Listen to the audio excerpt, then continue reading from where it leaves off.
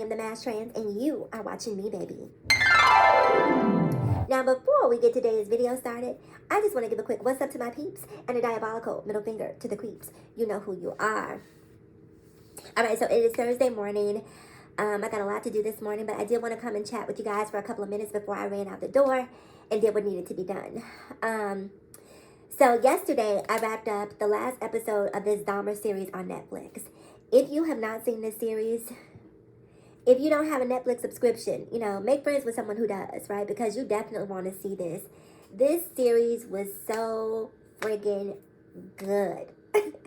I'm talking about, like, so my boyfriend has this thing, right, where he doesn't want me to watch things that are dark or macabre. You know, he wants... And I'm not necessarily drawn to violence, but, you know, I love Dateline NBC. I love the First 48. Not that I love what's happening to people, but I'm just intrigued by how and why human beings do some of the things that they do. So I always watch shows that are surrounded or centered, I should say, around just inhumanity, right? So he doesn't like me watching the show, but in spite of that, I finished every single episode. And one of the reasons I wanted to watch this is because, you know, I'm a Midwestern girl. I grew up in the Midwest. My formative years predate this whole Jeffrey Dahmer thing, but even coming up, there were still people who I knew who had been affected by this. Never fails. This is our time now, so that they can wait. So, I knew people who had been affected or connected to this whole Jeffrey Dahmer situation in one way or another, whether it was, you know, 1 degree of separation, you know, 2, 3, what have you. So, it was one of these things that I've always had a fascination with. And so when I heard that Ryan Murphy was producing the series, knowing that he could produce his American Horror Story and he'd also produce the OJ series, I was really hoping that he was going to give me what I needed from the series, and he did. So by the way, listen, the story is out there, so if you're coming here and you don't want to hear spoilers, listen, this is history, so I can't spoil it for you. It's all over the internet. It's, you know, this is already unfolded. We know how this story ends.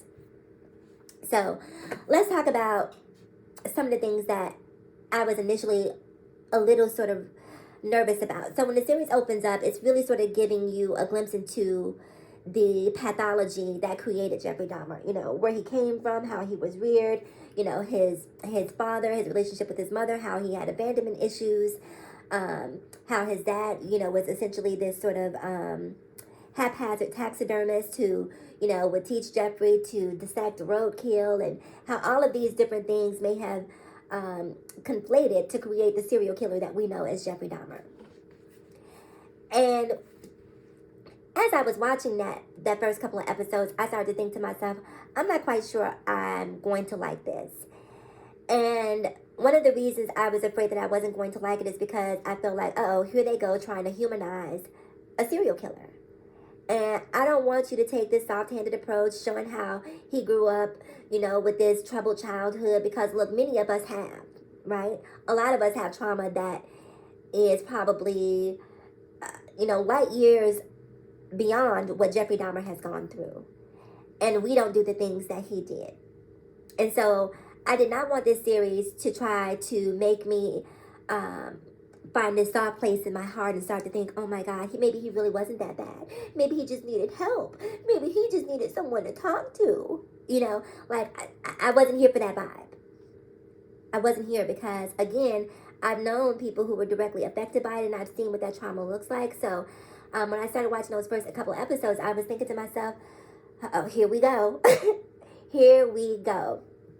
But the more I started to watch, and as the episodes unfolded, I was really happy to see that wasn't really the direction that they were going. Yes, there was some of that. There was a lot of that, more of that, honestly, than I would have cared for. I would have liked to see more stories about some of his victims. The only victim that they really highlighted in a full episode, I believe, was the hearing impaired victim that I guess Jeffrey, quote unquote, had sort of a genuine affinity or genuine love for. How he had a genuine affinity for him after slaughtering him, I'm not quite sure how that works. But that's the story that was being told. And so that was another problem that I didn't like. You know, another part of the story that I didn't like, how they were trying to create this almost love story. Like Jeffrey was really like on the border or the fringes of falling in love with this person. but just couldn't quite get there because of his hammer and his abandonment issues. And so I wanted to see more of the backstories because at the end of the day, we know who Jeffrey Dahmer is. There's tons and tons of information about him that's out there, but there's not a whole lot of information about the victims and maybe some of the choices that led them to the place that they were susceptible to being a victim of Jeffrey Dahmer. Because, see, this whole Jeffrey Dahmer thing it has so many different layers to it. There's a scene in one of the episodes, after Jeffrey is caught, where Jesse Jackson is on his way to Milwaukee to essentially be a support system to the families or the victims of Jeffrey Dahmer. And I'm not sure if it was Jesse Jackson Jr. who was in the car with him. I'm not sure who the character was. I may have missed that part. Comment below if you know who that was. But I believe it may have been Jesse Jackson Jr. or so. I don't know who it was. Maybe he was too young at the time. But anyway, one of his advisors was in the car with him, and he was essentially asking Reverend Jesse Jackson, "Why are we going here? This ain't really our fight. We're soldiers for the Lord. Like, and this gay-ish, this is not what we do." And I love the fact that they really touched on that, because I can tell you, being a member of the LGBT community and also being Black, there's definitely this tug of war sometimes that you feel between, who you are as a trans woman and who you are as a Black trans woman, right? And because very often there are people who are within my own community who look like me, who speak like me, who have been raised like me, who eat the foods that I eat, who appreciate the culture that I appreciate, but will not accept me simply based on the fact that I'm trans. I.e., the video I made yesterday about Tokyo Tony, that type of ignorance. And so I really love the fact that Jesse Jackson touched on why it was important for them to actually go here. Like, yeah, just because you're Black, gay, just because you're gay, trans, LGBTQIAP+, doesn't mean that negates your Blackness. We're going to show up for everybody who needs us. And so I thought that was really, really, really an important moment in that, because I wish people of color could get past their homophobia and their transphobia and just at the end of the day understand that a good person is a good person, that a kind person is a kind person, and all this stuff worrying about someone's gender identity and sexual orientation is immaterial, and that you need to push through that, especially for those who don't live the most Christian-like lifestyles themselves. So anyway, back to the series. So I was really afraid, or I would have really liked for them to touch on more of the victims and really get into some of their backstories and talk about, maybe the reasons why they, were they shunned by their families? Were they ostracized? Did they not have any place to go? Were they financially destitute to the point that they were willing to go home with a man like Jeffrey Dahmer because he promised them money, and because they were in such a dire situation that they didn't make the most sound decisions because, at the end of the day, you got to eat. You need a place to lay your head. And so sometimes out of desperation, people can make choices and decisions that may not be of the most, sound.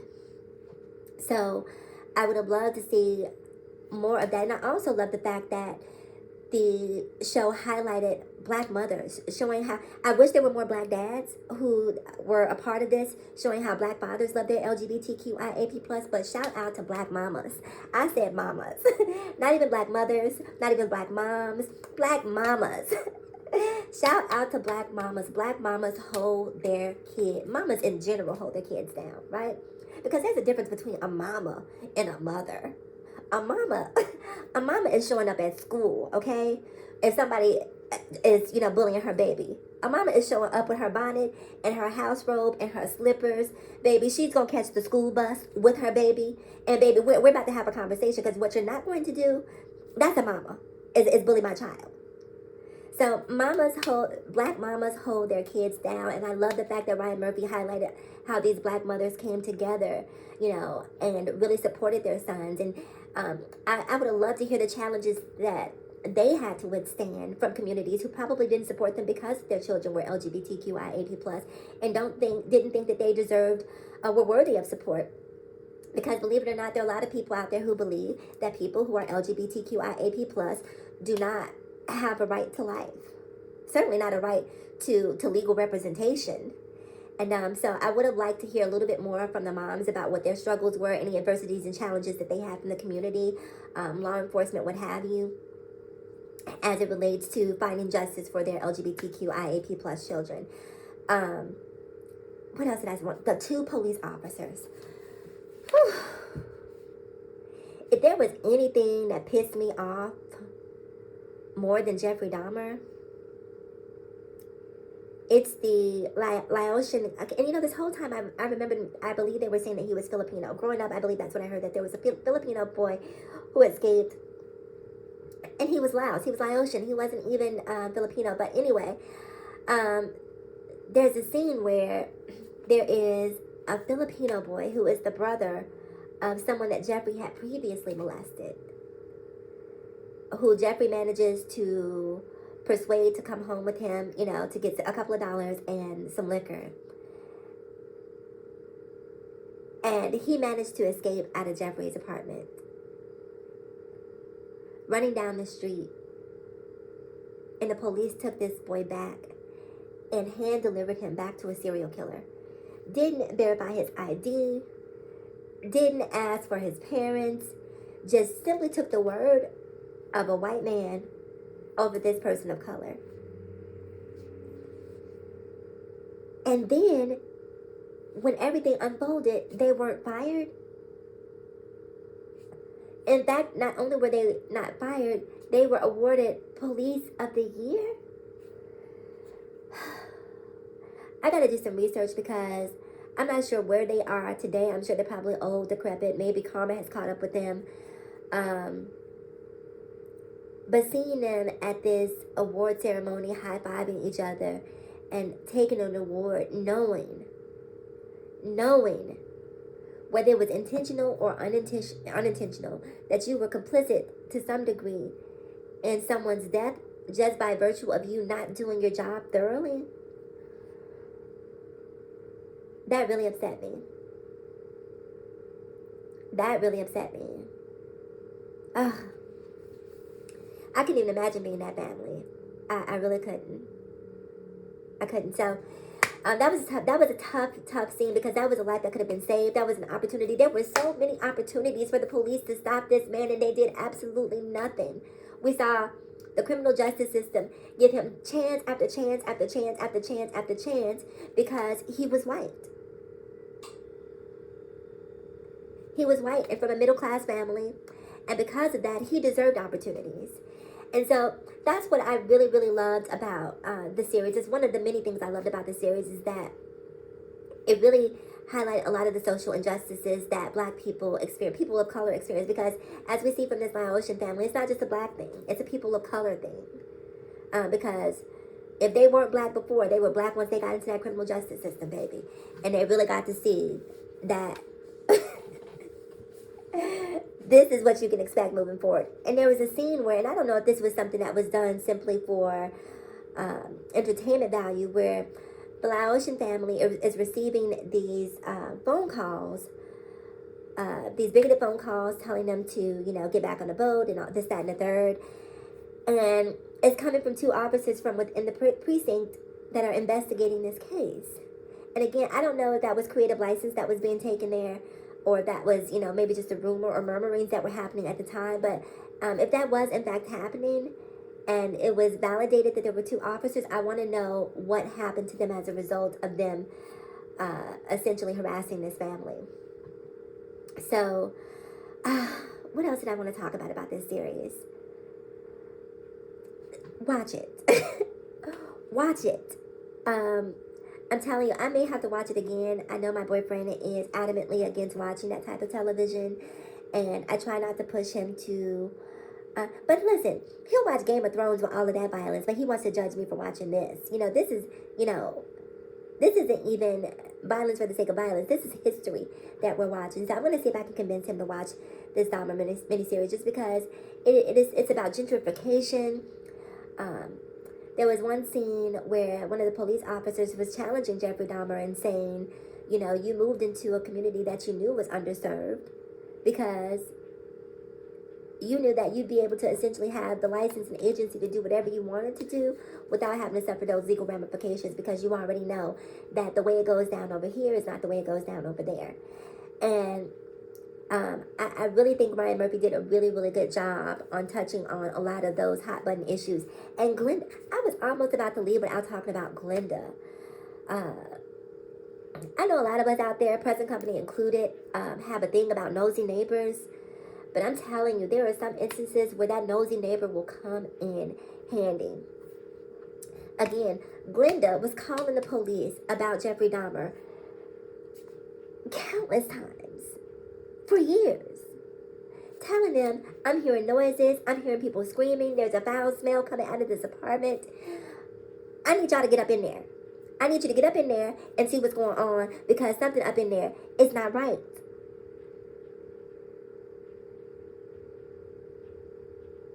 And they did nothing. I was almost about to say, I don't even know if Jeffrey Dahmer could happen in this day and age, but if you know the story of Ed Bucket out in California, who was injecting black gay men with meth, I believe it was, then you know that it can still happen in this day and age. Black lives are not valued to the degree that they should be, especially black gay lives, black queer lives.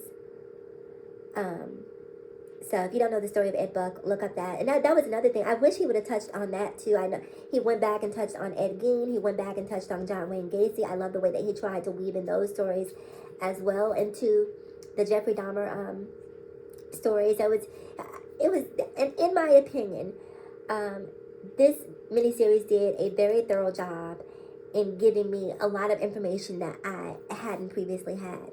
I was not aware of a Glenda. I didn't know a Glenda even existed until I watched this series. I didn't know that people were sleeping in the hallway because they were afraid to sleep in their units after this happened. Could you imagine how creepy that would feel? Knowing that, bodies were found, and, the remains of human bodies, and, carcasses were being disintegrated in acid. All of this is happening, while your kids are eating their Saturday morning bowl of cereal, and watching cartoons, and you have no clue. The state should have awarded everyone who lived in that building a brand new home, because they leveled the building after a couple of months or so, and I guess they, gave everyone a new location, a new apartment, what have you. But I feel like everyone who lived in that apartment building should have gotten a new home. Because they've had to suffer through the smells. They've had to suffer through the police not actually. Really quick, the young man who got away, who was really the one who caused this whole case to break, I was afraid when he was running down the street with handcuffs on. Like, I'm like, oh my God, if they shoot him, if they shoot him, and shout out to him. I wish that Ryan would have done an update on exactly where he is, how his life turned out, if he has a GoFundMe or something, because, he is definitely an unsung hero of this story. And that, again, is another story that I felt like they should have told more of. What happened to him? Because were it not for his resilience and his determination to break free from Jeffrey Dahmer, who knows how much longer this could have gone on? Who knows? But a brother said, not today, not me, not me. He got up out of there and saved probably countless lives in the process of getting out of there. And that's another thing, right? Jeffrey was so brazen, so entitled in, in his mayhem, so to speak. He would, what Ricky from Pose, I don't know his real name, but you guys, if you watch the show Pose, Ricky from Pose was one of Jeffrey Dahmer's intended victims. His car broke down. Jeffrey, approached him under the guise of wanting to help him get his car up and running. He went back to Jeffrey's place. Jeffrey basically offered him some coffee because he didn't drink, and Jeffrey had drugged the coffee. And fortunately, his grandmother was there, and she sat with him and basically saved his life. And so, at that point, again, the police did absolutely nothing. But I wish the Black LGBTQIAP plus community would have been more closer knit to actually get word out to one another, to let them know that, hey, look, we got a crazy We got a crazy, run around here, so just be aware. If you see this dude, don't go home with him. And that's why I was going to say I don't think it could happen in 2022.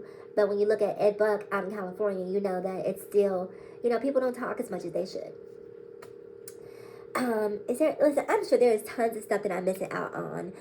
Because, again, the series was so good. There was so much information. But I loved it. I loved it. I would love to see the John Wayne Gacy story. I'd love to see him touch on Ed Gein, but I guess Silence of the Lamb has kind of already done the work for the Ed Gein story. But it was just so good and just so relevant in today's political climate, right? In this day and age of Black Lives Matter, it's crazy to see how far we haven't come, right? Because the same conversations that they were having back then are the same conversations that we're having today. Conversations about gentrification. Conversations about underserved communities, conversations about police brutality or police indifference are pretty much the same conversations that we're having today in this day and age and still continuing to happen. And it just lets you know that we have a long way to go. And it also lets you know, listen, I'm not a drinker. Never have, don't plan on it. But for those of you who do drink, if you don't take away any other lesson from this Jeffrey Dahmer story, watch your drink.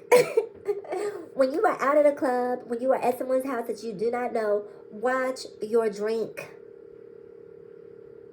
Watch your drink. And if you've already been drinking and you're not, you don't have the wherewithal to be that diligent in terms of watching everything, then don't go. But babysit your drink. From the time it comes from the bartender to the time it comes to you, like, I don't need you making me a drink in another room. Nope. We're not doing that.